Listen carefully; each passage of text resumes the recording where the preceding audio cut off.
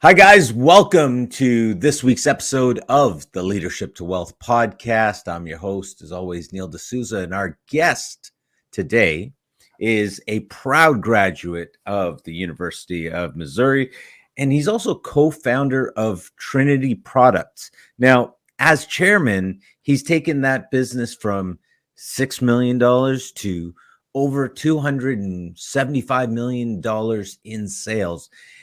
And we're really curious to get into how he did that, what leadership has changed for him, and of course, his most recent book. And we'll get to talk about that. Our guest today, Robert Griggs.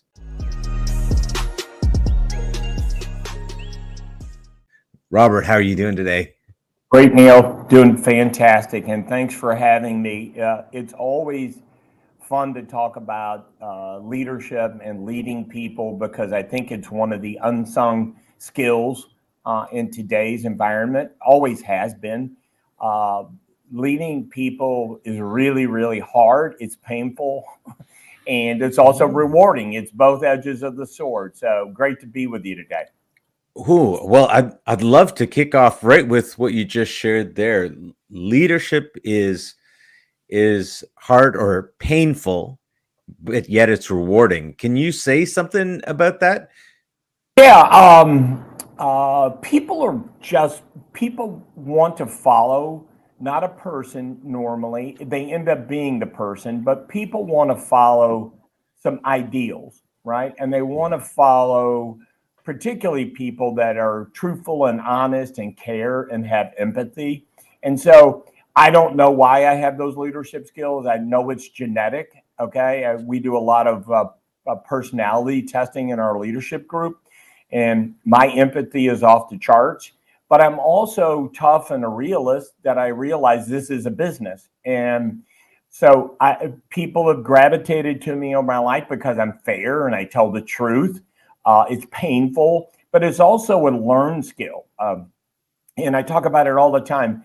In your 20s, you're cocky and you want to go someplace and you want to do something, and you occasionally want to put people in headlocks, which is not a great skill set. Okay. But it also gets you to a place where you become established. In your 30s, you start to get more refined. You probably have some kids. I had kids and I'm looking at a picture of my two little boys here that are probably 3 and 2. You become a father. You see some fatherhood in the employees you have, and because there's a lot of young people involved. Then at 40, you really start to learn something like, I'm not really important. I'm not as important as I thought I was. And I shouldn't be the person that's the lead on this. It's all the other people. And particularly when you hit 50, you just have some great, great insight, right? And you're not trying to prove anything. And so you really become a person that you go, hey man, let's all have fun. Let's grow a business. Let's share the profits. Let's share the excitement, and let's share the pain, right? Because in every business, listen, it's painful. Okay, I went through some recessions. I went through the Iraq War, which was scary. We went through 9/11. We went through China taking us on the steel industry and the steel business. So I would tell you, I remember the downs more than the ups because there's bigger scars, there's more stitches in those. So that's a lot of what it is. And when I talk to young leaders, I go, you have to mature, and it's going to happen just because you get hit and you have scars. Oh my goodness, some great stuff there, and you're even laying out some of my life as you share there. Yeah, all of our lives, I'm if just, you've been in leadership. it's so interesting that we do find that a commonality. I mean, the person that sees massive success when they're young is actually rare, and yet the number of people that see huge success as they get older is actually much more common. And you just kind of laid out a number of the things that really occurred What's there. funny Probably the is best. when you look at .coms and some of those things, there Yeah. are some happenstances that happen, Yeah. and the guy just happened to be in the right place. And Mhm. God bless them. I wish I was in the right place, but you probably don't have the skills, and you probably think it was you more than the opportunity. And the people that really learn how to realize, I don't think this is me, or get it that it isn't them, can go on. And I tell people all the time, I've got my best customers from my biggest failures. Okay. And some of my best employees are people that we tangled with. Right. So it's just, it really is. You got to have a thick hide. You got to be kind. You have to have fun. Guy said it to me yesterday. You always talk about fun. Business has got to be fun. Okay. Yeah. And you have to make it fun for your employees, and you have to make it fun for your customers, and you have to not be in a baton death march all the time. That's a great way to put it, because we can really be high strung, earlier Yeah. on, right? Yeah. And everyone else is sort of stuck in the wake of that, right? For Yeah. us as leaders and business owners, everyone is sort of stuck in that wake. And I was just talking with my wife about that, and and others, because there are times where, as a leader or as the owner, you are going out and you're making things happen, and you're pushing yourself at a pace that few people can, if any, can follow. And yet there are people that you have, wife, kids. I've got four myself. Can you say something about, because you said you've got two kids, Yep. what can you say about balance when it comes to leadership and growing a business? I think it's easier today because it's more common. I was at my desk at 7:30 every day. Okay. And I stayed till 4:30. Yeah. And I came on Saturdays or Sundays for 2 hours. And my kids were in the conference room watching Ghostbusters or something that we had. All right. I think it's easier today. I think you can work from home. I think, Yeah. but what I did was I said, hey, I'm coaching the fifth grade basketball team. I'm leaving at 3. I'll make up for it. So go do those things, because those are going to be the most important things. And those are soul filling. Okay. Mhm. My kids asked me one time as they got older, they go, how did you do all this work and then come and coach baseball and do this? I go, well, I really love coaching baseball, right? So it's easy to get up for those things. Coaching basketball, doing all that stuff, playing catch, that stuff is easy to get up for. It's the mundane of the work that's hard. So it really refreshes you. You come back and you go, hey, man, I can go do this again. We had a conversation. Young man, Brian Davis, has taken over as president of the company. And I hired him in 2000. And he's been in almost every position. And he told me yesterday, he goes, because he's taken over my job, right? And there's somebody standing outside his door every second, right? Yeah. And now with these, like having to be on not a podcast, but a conference call and Teams and blah, blah, blah, you're just in a cocoon and it's around you constantly. Yeah. He said, I figured something out. I started working out every morning. He would come in at 5:30 and 6 because it's quiet and he really got his day's work done. And he said, I'm going to the gym and I'm coming in at 7:30. And he goes, it's really changed my life. It's made me feel better. And I was just the opposite. I needed it at the end of the day. You have to figure out your personal thing. I had to work out at the end of the day because I had to get the day flushed out, right? Mm-hmm. But I also did something that this generation finds hard to do, and I have always. My phone is turned off at 5 o'clock. Now, I will talk to you at 5 in the morning or 6 in the morning because that's when I see it. So they know they have to email my wife or call my wife if they need me, if it's important. But I had a way of cutting it off and stayed focused, because your wife also, here's the other thing, I've gone through the end of this and I speak at events, my wife lived the steel business. Okay. Yeah. And your wife is living and your kids are living these things. And because you can't get out of the way if you want to be successful, and not successful, that's the wrong term. If you want to get to the place you have to go, there's certain things that you have to go about doing. Okay. Yeah. And I balanced it. Okay. You'd have to kind of ask them. But for people that have children that they want to bring into the business, in my book, I have a part of this. I was in the National Association of Steel Pipe Distributors. Okay. And I ended up being the president. And what I saw in it are a bunch of family businesses, steel distributors. And I saw 9 out of 10 of family in the business failed or had some dysfunction or had something that, as I was in there, wasn't attractive to see. Okay.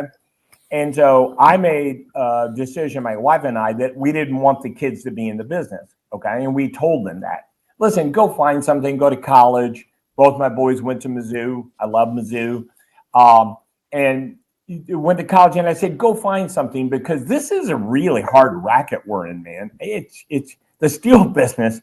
You talk about something that's painful is because the world affects it. Okay. China decides to create the entire world build the entire world capacity of steel. Well, how does that affect you?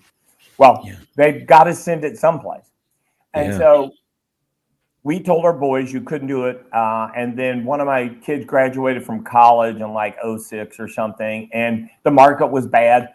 And so the guys at work said, let's have Bo come in and just work in January in the traffic department. Okay. Just as an intern. Yeah. Yeah. Just come on in. Yeah. Yeah. But I said, he's not working here.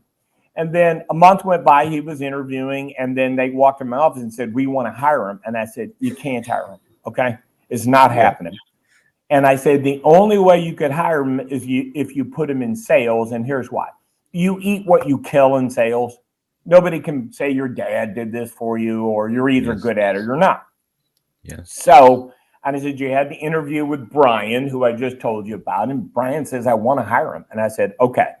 But straight commission sales guy, he's going to eat what he's killed. He's either going to make it or he's not, and then I made them and then my other son came in, like in February, and said, how are you hiring Bo? I'm the best salesman in the Griggs family. Swear to God. Now you got a little family rivalry going on. Okay. Yeah. And so AJ interviewed, we hired Bo, and then I made them sign an agreement. And this is in my day, you've got a jacket on, I've got a jacket on, and I'm good or bad. You are how you look. Okay. I really believe that. And now I can wear a t-shirt, but I'm not wearing a t-shirt or something when I think I could run into somebody that would change my life. Okay. In an elevator. All right. Right. And we don't live in California. So, it was how you dress. It was how you show up at work. It was sales things that I knew would make you successful. And there was about 10 or 12 of them. I signed it and they signed it. And I said, if this shows up on your desk, you bring it into me. Okay. And we're going to have a conversation. And if I get 3 of these, you're fired. Okay. And one thing they knew about me, the business is really important and it's not a family thing. I would fire them. And this is what I'd say. Listen, we're going to come at Thanksgiving dinner. They're all going to be sitting around the table, and little Parker is going to say, Poppy, why isn't my dad work for you? And I go, well, he did, but he's stupid and didn't do this. Okay. And I said that to them, and they knew I would do it. And that was the difference. And so both of them came to work for us. Brian is the president. AJ is going to be the sales manager and VP of sales. Bo came to work for us, and then we started a family trucking business, and he runs that, and they're great kids. But I always say this to anybody that's listening in leadership on this, it's the parents' fault if it doesn't succeed. It's not the kids. And here's why. You have to fire them, and they never come back into the business. All right? And they have to know that. And I've been successful at it, and I told my kids, I said, listen, you're going to have this next problem, and it's how you handle it to whether your family can be in the business or not. All right. And if I had to let you go, two things were going to happen. My employees were going to love me because I had the cojones to fire my own kid. And secondly, they knew that the business was the most important thing. So that's how I handle family, and that's in the book. Yeah. Wow, that is so interesting, because I've known so many people that have tried to have their kids come in and take over the business, and the kids want nothing to do with the businesses. That's actually far more the norm. And you've got your kids fighting to come into the business, which is really interesting. And I think you should tell the kids they can't be in the business, because if they think they can't be in the business, they might get into the business. All right. Because they don't want, listen, man, they don't want a little bit of reverse psychology there. Yeah. They don't want. And the other thing is, about 50% of all second generations fail, maybe 70%, and almost no third generations make it. Okay. Yeah. So we know those stats. We were in a family business. I've done a bunch of research on family businesses, and you need to write contracts with the whole family. Once you get wives involved and other kids and grandkids, you just need to lay out what the outcome is and what people want from it. Okay. So there's a lot of professionalism that's involved in it, but it's the parent's job to be the person that leads that. Right. That's right. That's right. Yeah, that makes sense. I mean, considering you've built it from scratch, and they will never know truly what it took to get there, to get through that, especially because it's that momentum that you have to build up, right? To get that going. And it takes so much energy to get that momentum going. And then it's much easier to go from there. So let me ask you, as you're sharing about that with having kids and, getting things on paper, are you talking about, and now at this point in your life, have you got into all these other legal structures where you've had talk about trusts and family trusts and all of these kind of things? Well, I was, again, if you are and I recommend anybody that's seriously about business, that's running a business, to get into their national trade association. And if you only have a regional one, get in that, and then get in the national one. Okay. Because there's going to be different levels. I was a really young guy. I was probably 24 or 5. And so some guys took me under their wing and liked me, and some guys didn't. That's okay. But you learn from their experiences and you watch it, right? How it goes. And so I realized a couple, this is in the book too, a couple disastrous things that happen. Let's say you have a $10 million business that makes $750,000 a year, and you're 45 years old and you don't have a trust, or you're 40 and you don't, okay, and you die. What's going to happen to that business? You don't have a succession plan. Your kids are going to be 12. Your wife's going to panic, okay? Even 30, you should have a plan, okay? And your wife's going to panic, and all the hard work that you've done is going to be sold for pennies on the dollar, or it's going to go away. And secondly, you've left all your employees in a lurch, okay? You've really left everybody afraid. So in 2000, we would have been in business for 17 years.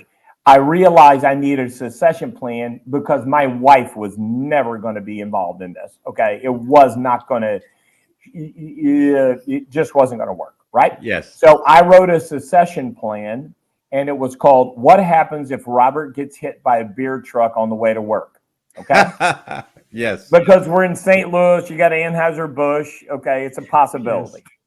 Right. And so I went through the things. I had a young partner that owned about 15%. I let him buy in because we were really starting to grow, and I needed somebody. And he came from the ranks. I saw in him some great things. And so I wrote this. What happens? First of all, our controller calls the bank and says, "Rob, first of all, we have life insurance." Okay. And that life insurance was the lifeline that was given to the company, so that At the time, it was probably $2 million. That $2 million was going to be loaned to Trinity as a buffer as the business moved forward, right? Yeah. So that let everybody know, and everybody in the company knew this. All right. I had all the managers and everybody. I want you to know what we're doing. And my wife sat in on these meetings. Okay. And so that she felt comfortable. Vince Hassan, who was the VP of sales at the time, and my partner that since bought him out, he wanted to get out, would take over my role. He would first call the banks and say, Robert's passed away, but we have a life insurance policy on him, which we're going to execute. So don't worry. We would call our major vendors, and we enlisted those vendors, okay, and who you call and talk to and say, don't worry, Robert's made a plan for this. And then it would go down a little further, and there would be 15 or 20 things that you would want to happen. And then we would review it every year. We showed it to our bank in our yearly bank meeting, and our banks were flabbergasted that we did this. They go, I see $100 million companies with no succession plan. I go, well, why would you do that? Why wouldn't you want to orchestrate something good for your family, right? And so they loved us, and I loved us, and I felt good that I had taken care of my family. And then every year we updated it, and we sent it to people, was part of financial packages, and we left the name. What happens if Robert Griggs gets hit by a beer truck? Because it makes you laugh when you hear it the first time, right? Yeah. It's so interesting because what I found, and I continue to find this, is that as people are building, as they're focused, entrepreneurs are really trying to be tunnel focused.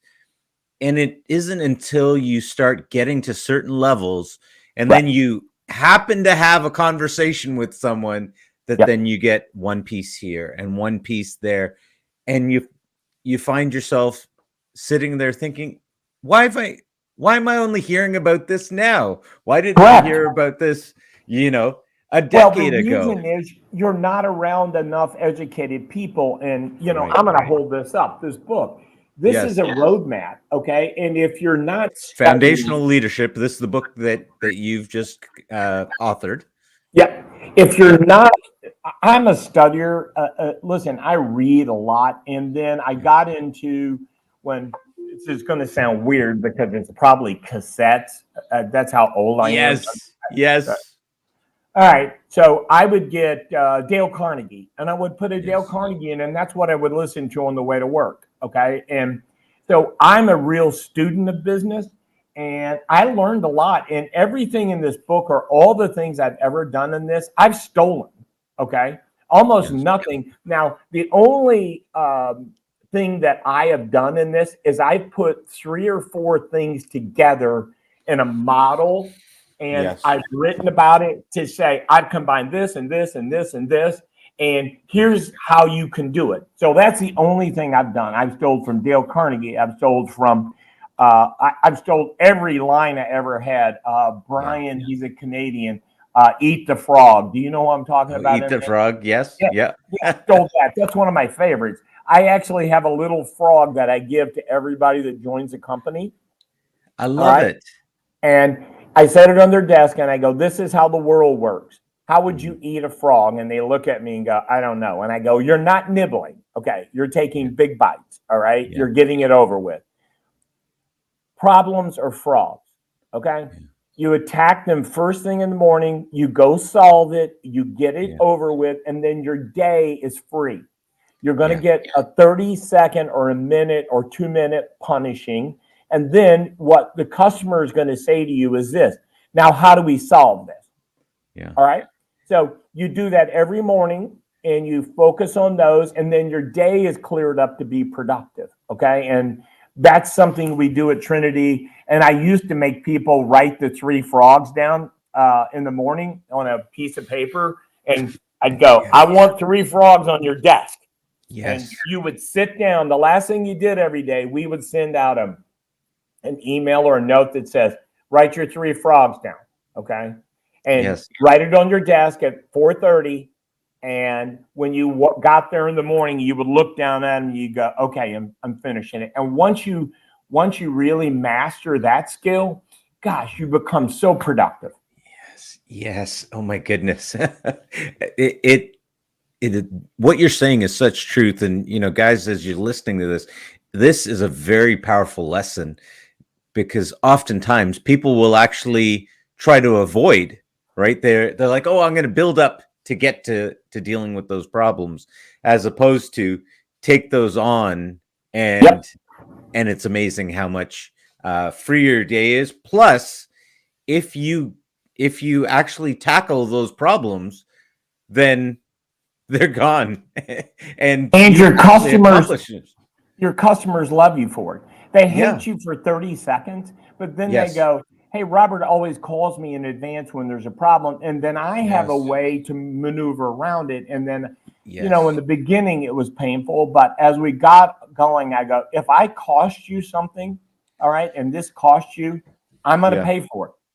And Mm. it started to give customers, who do you want to deal with? You want to deal with the person that's giving you the problem? Sometimes Yes. I would say, I would call in advance and they go, I'm a little worried about this one. And my customer would go, you're scaring me. And I go, listen, man, I'd rather you be scared 2 weeks in advance Yes. because of something that's happening. I'm not sure it's going to happen. We're going to work the weekends. We're going to do all these things. And so they got used to it and they really appreciated it. And then you build this relationship where you're a partner with them, where Yes. they can execute on their frogs, right? You're not a frog of theirs, right? Yes. Yes. Actually, very interesting. I found that a lot of people talk about sales process, and one of the things that I found when dealing with investors and clients is I always love to go to the worst case scenario. I always love to tell them, here's the worst of it. And if you can live with that, then I can tell you all the rest. And as a result, and you can live with all the rest. And as a result, I found that I've never had to really dodge and worry about these conversations, because people know that I'm going to tell them whatever it is, and it builds a different level of trust when someone knows that you're not afraid to tell them honestly what's the problem, how you failed, how Yep. you've messed up, and what you're going to do to right the ship. They're willing to ride along with you. That, what's that saying, ride or die. They're willing to ride or die with you, right? So here's the thing, particularly in this banking climate that we're in right Yes. now, Ooh. my suggestion is, man, you need to have a relationship with your bank. I always told my bankers, you're going to hear the bad news really fast, and before it happens, I don't worry about the good news because you'll find out about the good news. And guess Yes. what? They have people that hide from them that they have to call and tell, hey, man, I think you're in trouble. You probably know it, but so they didn't worry about me. Okay. Yes. And they knew when I called, they would come out and we were going to have a solution. We were going to have a way. I already had an idea in mind, but they were going to be part of the team and they were going to have partially a say in how it worked. And so that just comes from telling the truth and being honest. Yes. We have another important thing that this is going to be really hard for leaders. And so this is something, man, this took me a long time. This took me so long in my life to figure out. Okay. And partially it came from the 80s and 90s because I think business was a little slicker and meaner, and they didn't. I think there was a period of less ethicalness. All right. Mm. So Yeah. I, in 2000 or probably 95 or 205, whatever it is, I realized, and I told my employees, if you lie, you're fired. Okay. Got my management group in and I said, guys, and they go, Robert, this is crazy. Why are you even saying this? This makes people think that we lie. And I said, I'm not talking about lying. And let me state it this way. Customer calls you and says, hey, Robert, did my pipe get on the truck? And without knowing or asking or following up, you say, yes, your pipe got on the truck. Or it didn't, or you don't know, and you're afraid to tell them the truth. So what I learned is, and take this to the bank, okay, for sure. The lie is worse than the mistake. and people lose confidence in you. Okay. I just had a friend of mine, Jim Nazzoli, who's our COO, who's retiring, and he asked me, he had a financial advisor that he asked a question of, what did our market make and what was it? And the guy lied to him about the S&P, and he went and searched it and looked at it. He goes, I don't trust the guy anymore. Okay. Right. So here's the thing. And I tell Mizzou people, this is the thing. If you lie, you're fired. Now, I learned, because everybody panicked and said, oh my God, you're going to fire everybody. There won't be anybody working here. And I said, no, let me tell you how this works. You can recant, right? So if you knew that you got put in a bind, okay, or you panicked, you were on the phone, you said, yes, Bill, all you have to do is hang the phone up, call Bill back and say, Bill, I made a mistake. Let me get back to you, okay?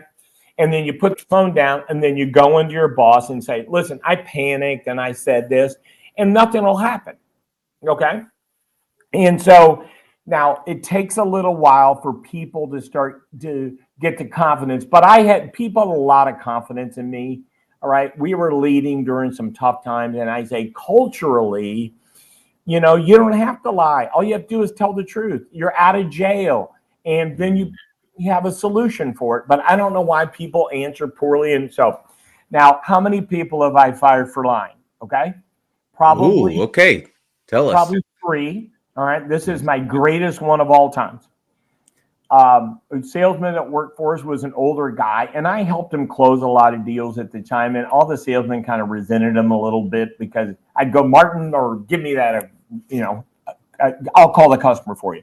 So we were in an argument with GT&E, okay, the telephone company here, about rates. That's when they charge you per minute. Yes.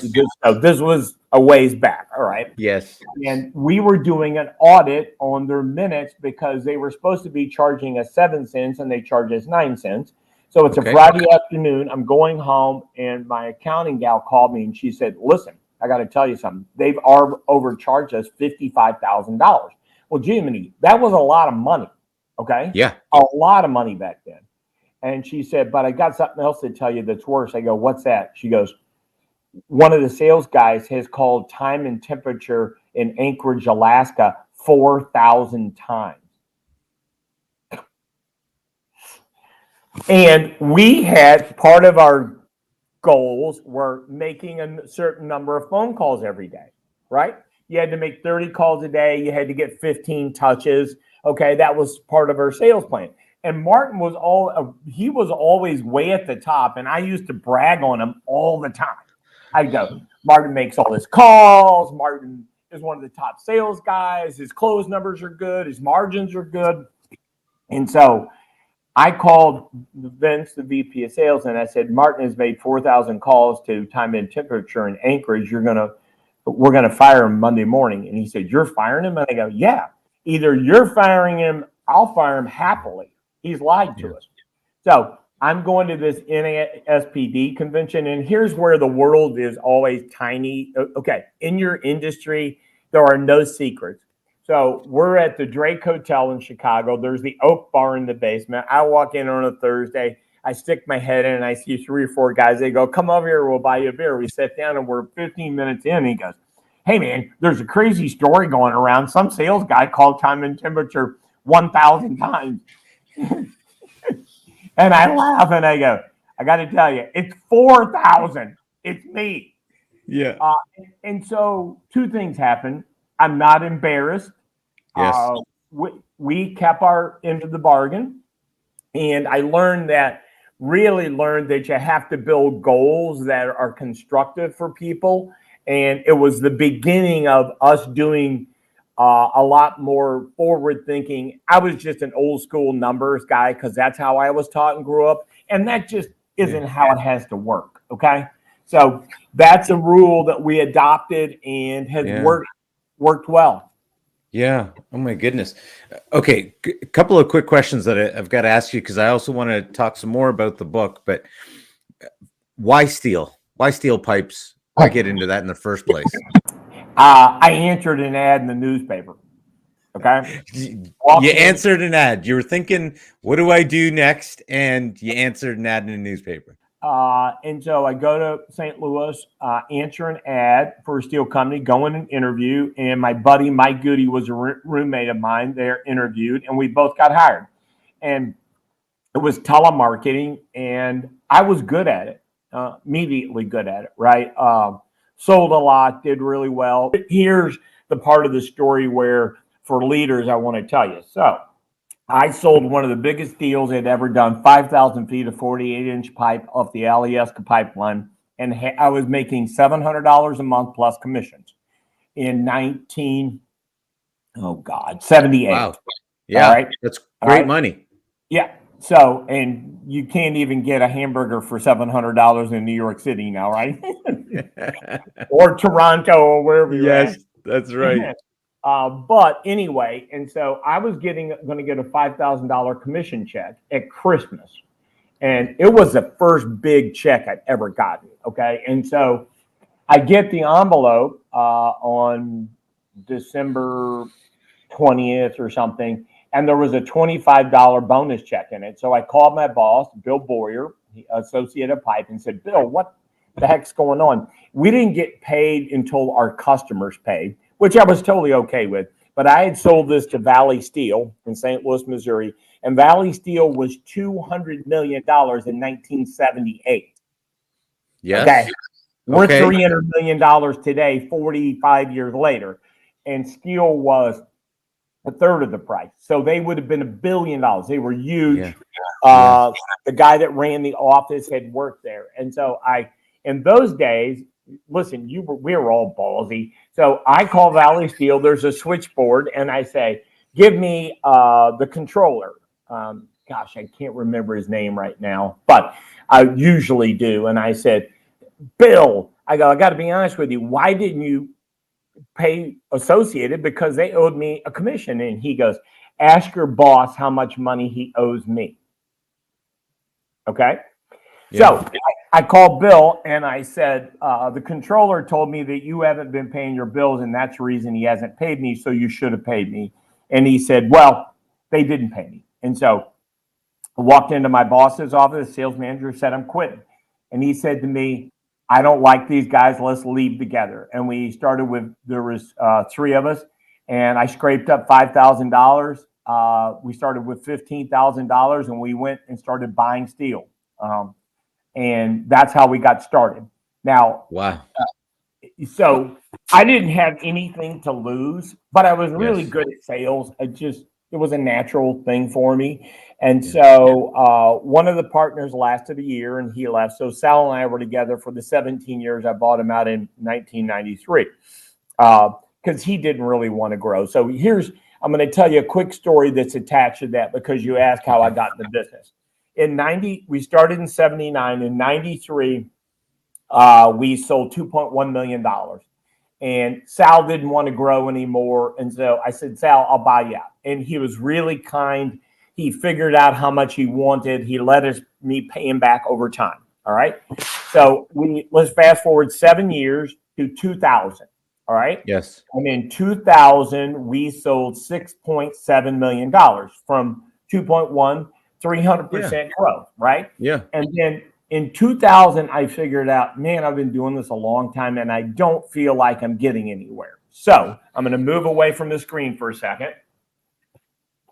I saw a friend of mine that was really successful, and I asked him, I said, listen, man, you really feel calm about your business and you really feel successful. What do you do? He says, come to my office. And I said, okay. So as soon as I sat down, he said this, The Great Game of Business by Jack Stack. Okay. It's open book management and it's sharing profits. So he gave me this book and I went home immediately and I read it. And I go, oh my God, I love this. And then I read it again. Okay.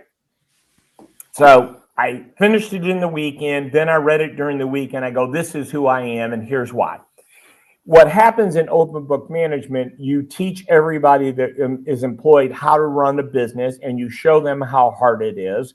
And you put them in a bonus plan where if we get X% results, I'll share, and ours was 20% of the profits. Okay. So you build this through the system. You have financial literacy meetings. They learn. And Jack came back to me and said, I said, Jack, this is really scary. He goes, Robert, everybody always thinks it's better than it is, and it's worse than it is. And when you tell them reality, they start to learn the business cycles. They become business people, and they really worry less. When it's bad, they realize, they ask the questions, and we go, what's stopping us? And we go, China, or interest rates, or there's a recession, or any of those things. And so you start to treat them. So 10 years later, so that in 10, so 20 to 10, we had sold $67 million using open book management. So 6.7, isn't that weird? 6.7 to 67. Yeah. Every time I say it, people go, you fake that number, but it's true. But I hit another block. I go, you just can't count rolls of paper, and you just can't reduce cost. You have to be able to teach people, because guys would ask me, what more could I do to affect the business, right? What can I do? And I would say, well, it's not work harder. The average business guy goes, work harder. People work hard, man. Give them some tools. So I'm in Vistage, and I highly recommend Vistage. That's a national CEO leader. If you're not, be in a national association and join a Vistage or group of that kind, all right? Because if you look at everything Warren Buffett says, the number one thing is learn more, okay? Educate yourself, become an expert, okay? And it doesn't happen overnight. So I saw something called the Cycle of Success, COSI, at a Vistage meeting, and it was a dumbed down version of continuous improvement. And I'm like, bam, okay? All I have to do now is go to continuous improvement. We paid probably $75,000, which was an enormous amount of money for me in 10. And they spent a year teaching all of us continuous improvement. And they came every month and spent 2 days. And then we had classes that we held during the week. And number one, we are one of the best practitioners of open book management in America. Okay. I will tell you none. Jack Stack says that. His people that work for him say that. John Case says that. Harvard, we do this absolutely marvelously. And what we've added onto it is in continuous improvement. And we are experts at it. Okay. Now, here's what happens, what scares people with continuous improvement. I'm around a lot of engineers, and they go, we need to be a black belt. We need to do We need to have all these things. Really continuous. And it's a little scary for a business owner who's a sales guy or whatever you are. Really, this is what continuous improvement is. What are we not doing right? What can we do to get better? And what can I do to make your job easier? Those 3 questions. Okay? You put them on a list.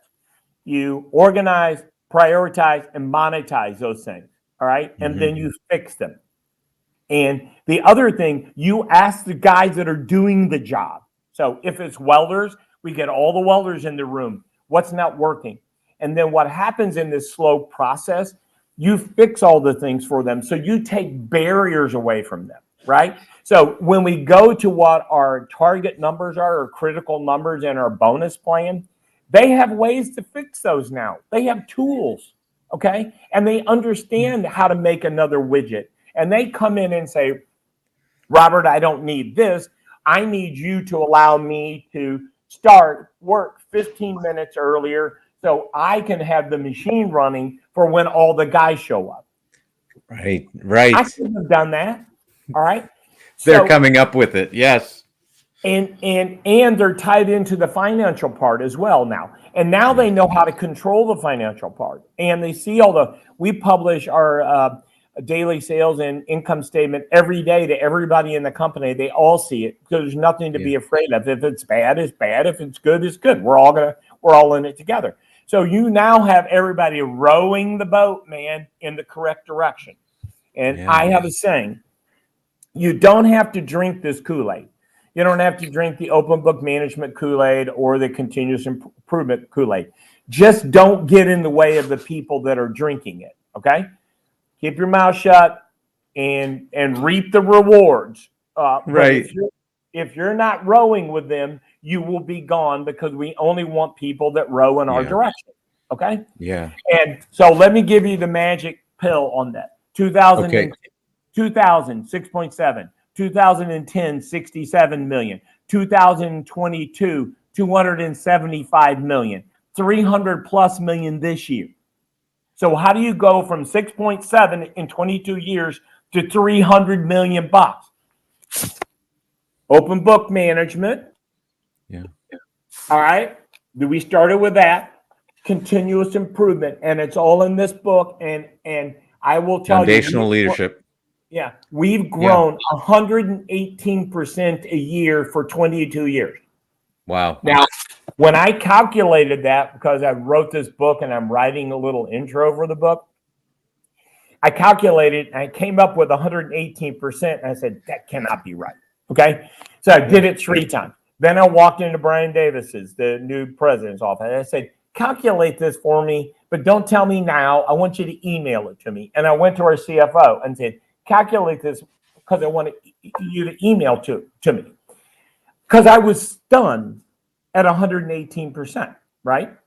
And it's all done organically. We haven't bought anyone, okay? Which is even more impressive. We're in the precipice now of starting to acquire companies and run open book management with continuous improvement.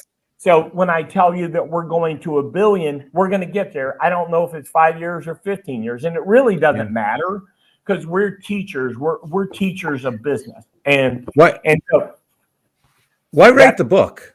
Why write the book if everything's going in that direction?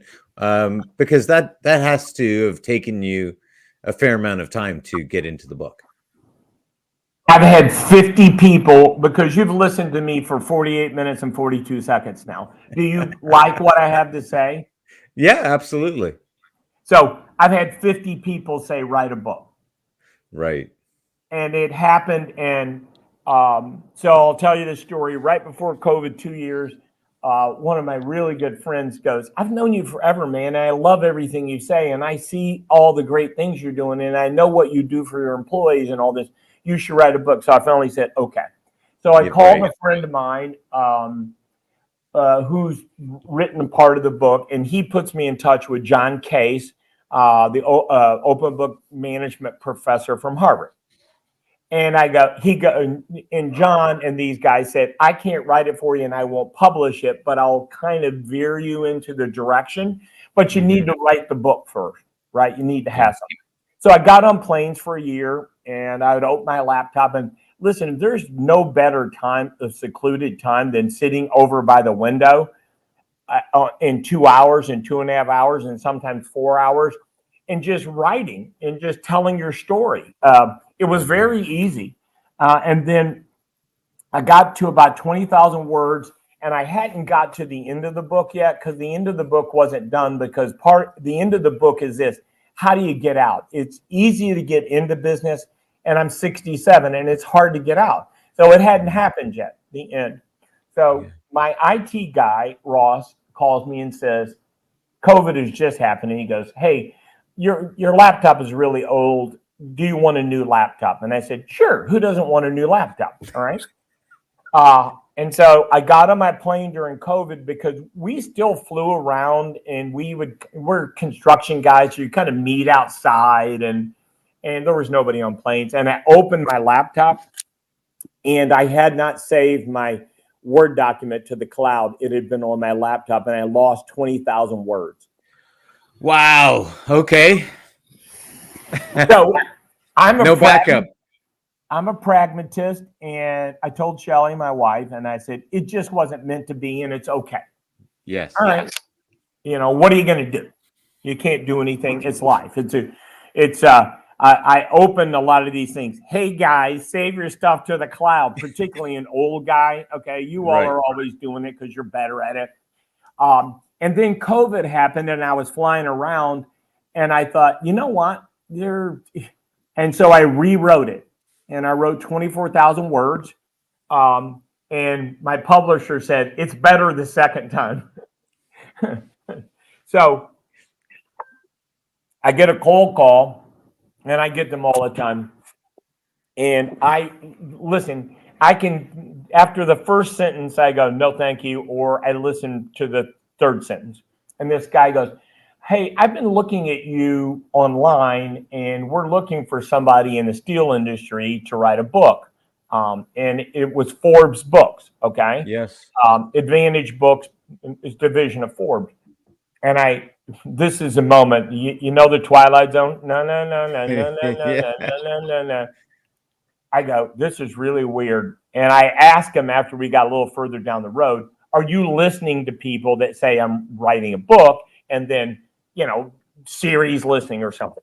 So I told him, I said, listen, man, I've got 24,000 words. I've already written a book. And met him and got started and got with a ghostwriter. I interviewed 5 or 6 guys. I had one guy that was perfect for me, but this is where experience comes in. He was exactly me. Okay. He was, had lived in Boston and had moved to Atlanta, and everything I said, he had mirrored his career basically. Yeah. And I go, I can't have somebody like me. I have to have somebody different. Right. Okay? Right. And I made a decision, a young man that had written several kind of religious pieces, and that didn't bother me either way. I just knew he was very honest, had a good heart, and he was 30, right? And had a couple of kids. And so he was going to look at it from a 30-year-old's perspective, because you have to write this for people so that they can connect and they can get a good feel for it. And he's going to add some things in it that is going to make that easier. So he and I, every Friday afternoon, this is also weird, I would lay in my bed. I would have a laptop on my chest with him. We were building chapters, and I had the earplugs in, and I would just talk to him for an hour to 2 hours. He goes, I've written chapter. We started in the middle of the book because I don't know why. He said it's easier to start in the middle. Right. Okay. And we would go through a chapter, and it was great. And then it ended up, you know, we got it published. I paid to have it published, because here's what the guys told me, and I'm doing this badly. You're never going to make any money writing a book unless you're one of those guys, right? But what I knew is Trinity has a really good story. Yes. And I was an older guy who was looking to sell his business or get out. And as we grow, as I told you, we're at 300 grand organically, or 300 million. As we get to $1 billion, we're going to meet people that say, I want to sell my business. But who do they want to sell their business to? Because when you go to sell your business, you want your employees taken care of, and you want to understand that you're doing something because it's really precious to you. It's really, really important. And so I realized that writing this book, it's a little self-serving. It's actually embarrassing, okay, in a way. I'm not walking around handing the book out, okay? Right.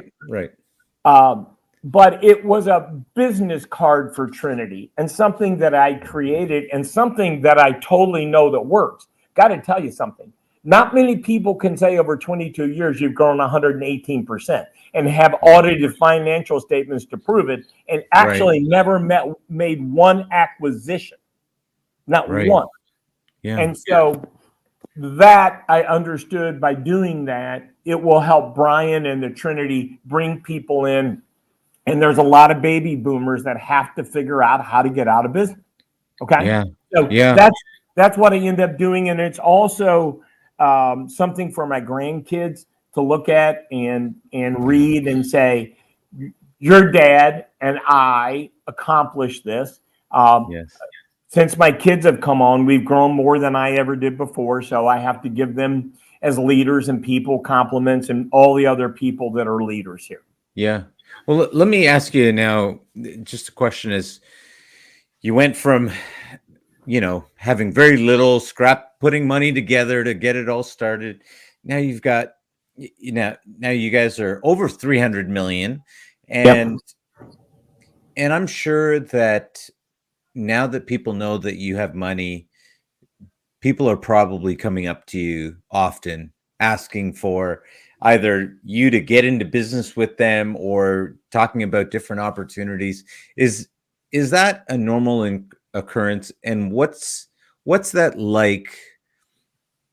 What's that like for you? But also, a piece that I sort of want to touch on there is that sometimes people, as they're starting out, they don't know how to communicate perhaps those ideas. So what's that like for you if it happens? And what are the things that you like about when people bring ideas to you or don't like about it? Well, I really stay in the lane of the things that I understand. Okay. Yeah. And because Warren Buffett says this as well, stay in what you know, because you'll excel at it. Now, I have one product called Trilock that I started 7 years ago that we've got a patent on. And so I'm still in the business just a hair. Yeah. And I got a provisional patent in the EU and UK. And so I am still in the business a little bit. Yeah. But I don't have a lot of people come to ask me to invest. I really Okay. don't. And most of the people that I'm associated, if it was an investment, it would be more of a syndication. They would Yeah. say, "Hey, would you like to buy into this group of buildings?" Okay. And I Yes. say, "Sure, I would buy into Yeah. that." I look at the plan. I got one of those today that I like, because I think real estate, commercial real estate, is going to Yeah. be a really, really big investment for the next year Yes. or two. And I want to Yes. tell you one other thing. It doesn't bother me. I'm involved with MU Kids. If you go to robertlgriggs.com, you'll see that we've funded what's called the Griggs Entrepreneurial Nexus. Okay, there to help entrepreneurs. So I get the what's the right word? I get the high of seeing all these kids Yeah. and helping them, and they call me and I talk them through it. Yeah. And so I get the buzz from seeing all these young kids and Yeah. helping them. Help them And out. then so it feeds on that. But the other thing I think is interesting for people that make money. Listen, man, money doesn't affect me. It doesn't mean anything to me. Okay, it's just I wouldn't change my house, and I live in a really nice house. And Yeah. now I will tell you, I drove a Toyota Sequoia, a 2002 for 23 years with 340,000 miles, but I was also driving into a pipe yard every day. Okay. Yes. Uh, and I do have nice cars, but I'm not a car guy. And I got a nice house, and we like to travel and we go places. So money just hasn't affected me whatsoever. And it would hurt if I didn't have some. Okay. I agree with that, but I don't know what I'm going to do, but I'll tell you what I will do. I'm going to help people. Yeah. We've started Griggs Family Charitable Trust, which I recommend everybody get involved. I've donated to Mizzou probably over $1 million over the course of my life. And the reason I do that is because it really changed my life. That place changed my life totally. Yeah. Wow. It's funny. I was actually speaking at a, I'm in real estate, multifamily real estate conference, and I was on a panel, and they were asking me some of these questions, and someone was asking a question about money, and one of the things that I said to them was this. I said, you have to have something beyond money. There has to be something more than money, because money won't be enough. The moment your bills are paid for, the moment that kind of stuff is taken care of, you'll be done if you don't have some sort of reason beyond that. Because being in real estate, you can hug an apartment building, but it's not going to hug you back. Nope. Right. Yep. So that is something, and I know a lot of people really think that that's what's going to do it. And there's probably maybe less than 3% of the population that are really driven by money. And then everyone else, it's what it allows you to do and the time it allows you to buy back. If you're driven by money, you will probably, and this is just a generalized statement, fail, because here's why. Money comes and goes. Now, we'll tell you, once you've learned how to make money, it's easier to make money the second time, okay? And the third time. And some people, I think it's just a sugar high, right? I need this deal, and then what's the next deal, and what's the next deal? Yes. I am more of a structural guy. I would rather have a process in place. that executes on money. Because listen, we're doing some refinancing right now, and I'm sitting and talking to them, and we haven't closed yet. And here's what I told my guys: don't do anything cute between now and the close, because here's why. Russia could bomb that nuclear power plant in Ukraine. And the moment that happens, there will be no deals for 2 weeks or 2 months. Okay. We can't control any of that. When the when the Iraqi war happened, I didn't write an order for 6 weeks. I was scared to death, man.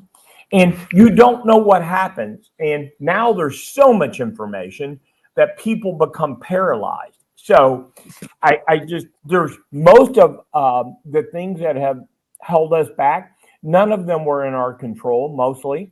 There were just things that happened. And I will tell you, I'm going to leave you with this, because this is a prediction I have, and I feel so strongly about it that it's incredible. We have controlled inflation for 30 years in America, okay? And it's been 2%. It never gets over 2%, and you don't get the high of appreciation, but you also have some consistencies. This little thing that's happening right now is going to be one of the greatest things that ever happened to everybody involved here. And here's why. People had to buy their house, had to refinance their house, and have to pay more money. And these interest rates are not going to stay where they're at. If you're making a profit right now, our loans have gone from 3.5% to 5%, going to be 6 or 6.5 or some number, right? Yeah. Well, once rates start to come down, guess what's going to happen? Our profitability is going to go up by nothing that we've done. Okay? Absolutely. And when, my son ended up having to buy a house to be in a certain school district, he's going to pick up $700 a month, and he's going to feel rich. And that's not just him. That's everybody in America. So I don't know when that happens, but I would say 25. Yes. We are going to see one of the biggest booms we've ever seen. We had 2 bills, and I give President Biden credit for this. I'm not a political guy. I go there a lot, but I watch it. It's a mess. But he got the infrastructure deal passed for the first time in 25 years. No Republican could have gotten that done. The other side wasn't going to let a Republican have an infrastructure deal. All right. And he got the green bill done on wind and all that. And that is coming in, and he got the chip bill done. All right. So there is a massive amount of construction and things going on in America that is going to keep us going for 5 years. And it's probably 10, because what used to take 2 years to build now takes 4 because of permitting and things. Right. We're going to have a truce between oil and green, which needs to happen. There's going to be carbon capture, okay, which is part of the green thing. And so you're going to see a run here pretty soon that we haven't seen in a long time, okay? And and it's not going to be any of our doing. We're going to think it's our doing, okay? But its interest rates have gone from 5 to 3, okay? And the Fed's going to say, listen, unemployment, 5% unemployment used to be fully employed, man, in America. Right. When you said we're at 3.5%. And the other thing that this has driven us to as business owners is to get more efficient. We're buying more robots. We're investing. We at Trinity have spent about $14 million in the last 24 months on new technology, new buildings. We've redone our pipe mill. We've redone everything. We're going to be better. But the reason we did it is not to take jobs away, is to make jobs easier so somebody wants to do those jobs. When I talked to you earlier, you go, what isn't working? How can we make the customer's experience better? And what would make your job easier? Okay. So you want to come to work, right? And we're doing hard things in the steel business. If you looked at our site, we're welding, and it's hot and it's dirty and it's blah, blah, blah, but we need those things. And so single-handedly, AI is going to be the 4th industrial revolution. And what we've got going on right now is going to be a boon for the world, okay? And America and Canada, you are our friends. I do a lot of business in Canada. I love you guys. I mean, it's not little brother, big brother. It's we're a family. Okay. And we think of in America, we think of it that way. I don't know if you think of Yeah. it that way, but we think of you all as us, right? Whether Yeah. that's good or Thank bad. you. And it's going to be a boon. It's going to be Yes. the biggest boom all our kids have ever seen. Yeah. Wow. Wow. Well, I agree with you there. Being in real estate, with all of the changes, whether people are working remotely and that, one of the things that we love is multifamily real estate. And private lending, these kind of things. We're definitely in a position where right now people are sort of having less and less. So it's giving us a competitive edge, right? If you're willing to reinvest, if you've had money on the sidelines to be able to do that stuff. But so I love what you're sharing there. And what I think is important, guys, for you guys listening is, this is not somebody off of the street. This is someone that, Robert has built a massive business and has been able to help so many people and has done it for a long period of time, and being able to have been through many of the ups and downs. So when you hear that, really take note. Robert, the book is available on Amazon. Foundational Leadership by Robert Griggs. Guys, go check it out.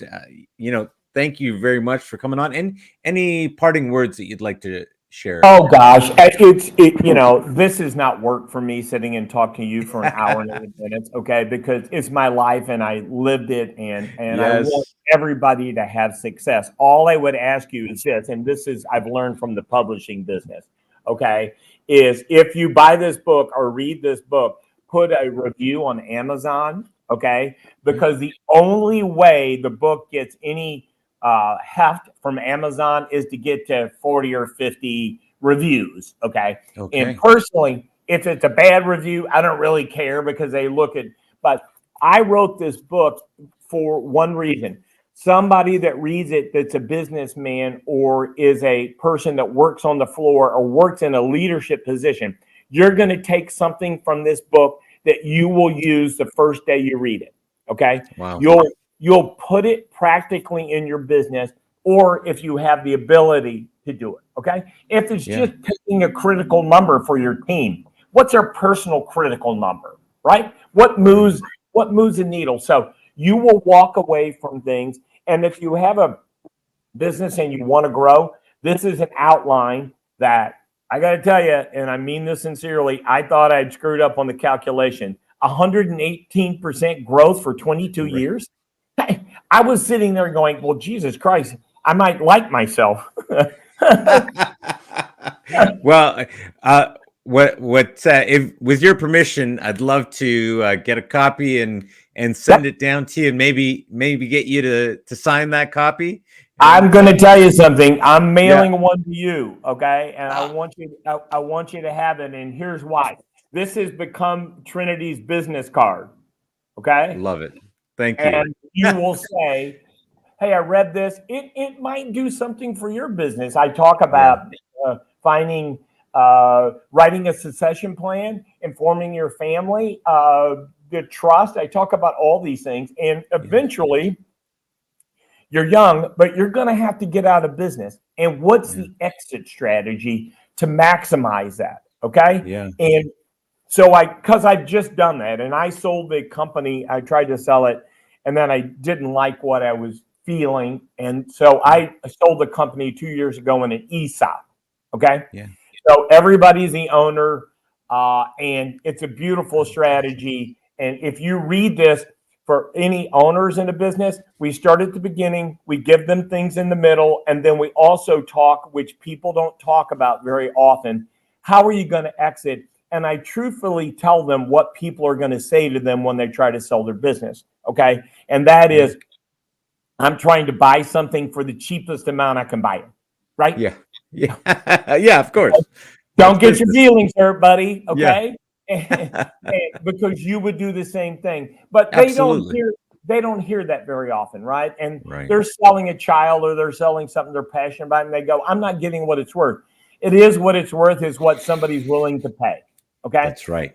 And I tell the things in the book that will increase your value of your business, because people want to buy a leadership team. Okay.